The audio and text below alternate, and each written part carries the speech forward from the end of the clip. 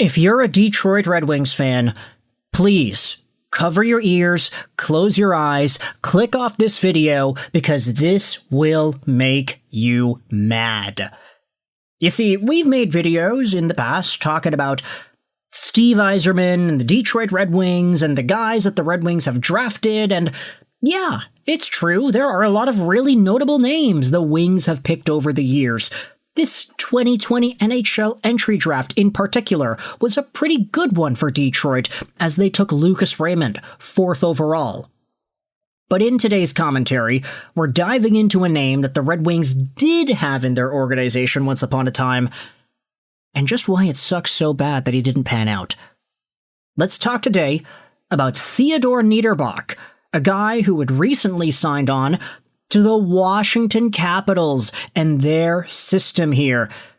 Theodor Niederbach is a guy that you might be familiar with if you're a Detroit Red Wings fan. This 6 feet, 196-pound right-handed center was drafted by the Wings in the 51st overall spot, 2nd round in 2020. Yeah, that's right, another Swede that the Red Wings ended up taking out of that 2020 NHL Draft. They took a few Swedes, actually. Lucas Raymond, 4th overall, William Wallinder, 32nd, and then Theodor Niederbach in the 51st overall spot. So the first 3 picks by Detroit in 2020 were all Swedish players, which is fine. You know, I'm not discriminating here. It's a cool thing to see the cultural and language connection between these guys. But Theodor Niederbach was a guy that had a decent amount of potential throughout the course of his SHL and Swedish development. The past 2 years with Modo and Frölunda saw Niederbach produce 30-something points in 50-something games, both seasons back-to-back. And unfortunately, for Niederbach and the Red Wings' sake, Steve Yzerman elected not to sign this guy. He's 24 years old, so obviously there's a little bit of time for him to progress and get better and potentially develop into an NHL player, but the clock ran out for the Detroit Red Wings and Theodor Niederbach, so he ended up signing with the next team that offered him a contract. That team just so happened to have been the Washington Capitals, who will probably bring him into their AHL system in Hershey for next season.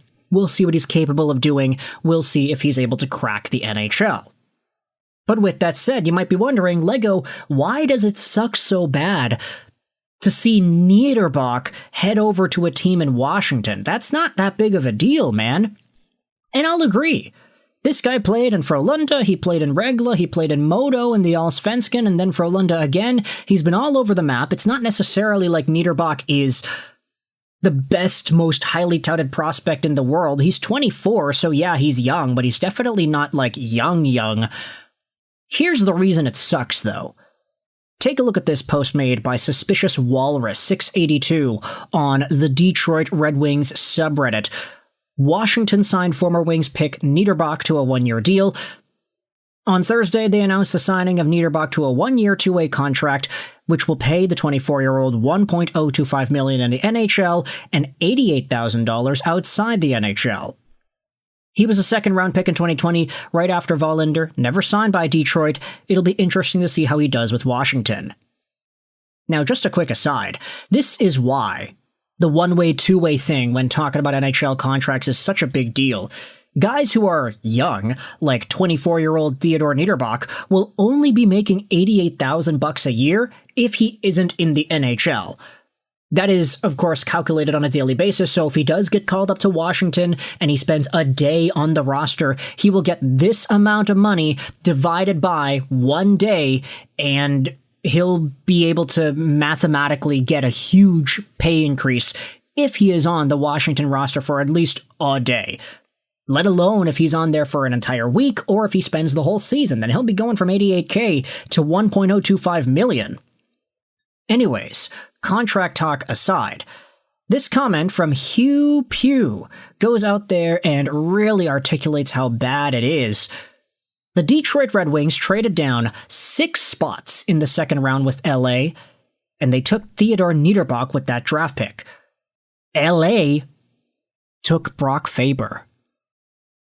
Oh my goodness, is that actually how things went down? Yes, that is how things went down. You go over to the 2020 NHL Entry Draft and you see, in that 51st overall spot, the Detroit Red Wings took Theodore Niederbach just 6 picks earlier.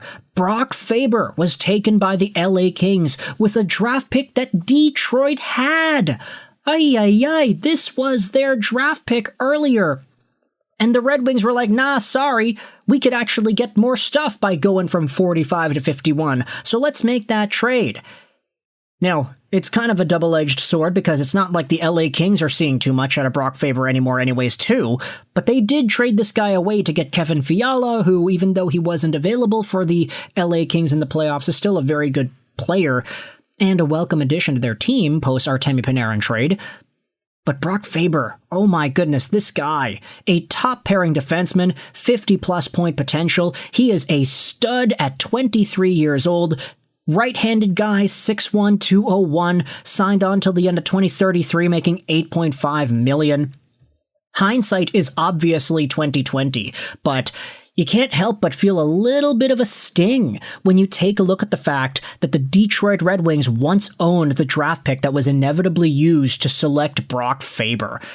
Imagine if the Red Wings just did the best thing possible. They took the best player possible every single time. Okay, how would that look? Well, in the 45th overall spot, they would have probably just kept the pick and taken Brock Faber, but if they were thinking about it, maybe they would have taken Faber here. 32nd overall. Who knows, right?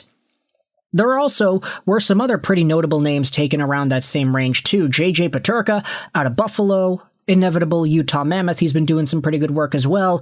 And then later on in the draft, you see some other really nice names like Mason Lohrei, Will Cooley, Gage Gonsalves. He was taken right before Donovan Sabrango. Yeah, remember Donovan Sabrango? He's doing some work in Ottawa right now, but still, Alex Laferriere is taken here in the 3rd round, and then you go further down and you start to see fewer and fewer guys with NHL games. Niels Åman is over here. That's pretty great. Nice shout out to the Canucks and Åman. Louis Crevier has been doing some things in Chicago, but of course, you know, I'm looking at the 7th round here. It's not like the Red Wings would have taken anybody projected 7th round in the 2nd round. But either way, Theodor Niederbach is a story of what could have been versus what should have been. And what was, too. Because the Red Wings had a chance to take Brock Faber. They just said, nah, sorry, let's just get Niederbach instead. And Niederbach ended up not really doing anything with the Detroit Red Wings. Just a name in the system that everybody was continuously bringing up as potential prospect options of the future. And a guy that now sits in the Washington Capitals, Hershey Bears, AHL system for them to see what he can do at the NHL level. I mean, think about it like this. The Washington Capitals, they're not really doing all too hot these days either, like the Detroit Red Wings, so I guess they're trying to make this youth movement happen while Alex Ovechkin is still on the team, so by the time he retires, they don't have a total dearth of young talent. Niederbach is old enough where it's like if you wanted to force him into an NHL role, you could try. You know, it's not like he was super productive in Sweden, but if you wanted to give him a shot with his two-way intangibles and his mental map of the ice that allows quick decisions and a heightened read on incoming players, then maybe there's an option to do that. Who really knows? If you are a Washington Capitals fan, you can let me know your thoughts in the comment section below. How do you feel about the signing of Theodor Niederbach? And if you're a Red Wings fan, how do you feel about the fact that the Wings passed up the opportunity to draft Brock Faber in exchange for a guy that just didn't really do much in their organization and is now with the Hershey Bears? How much does this sting if you're a Red Wings fan? Let me know in the comments all your opinions. I hope you enjoyed this video. Sign on. And bye.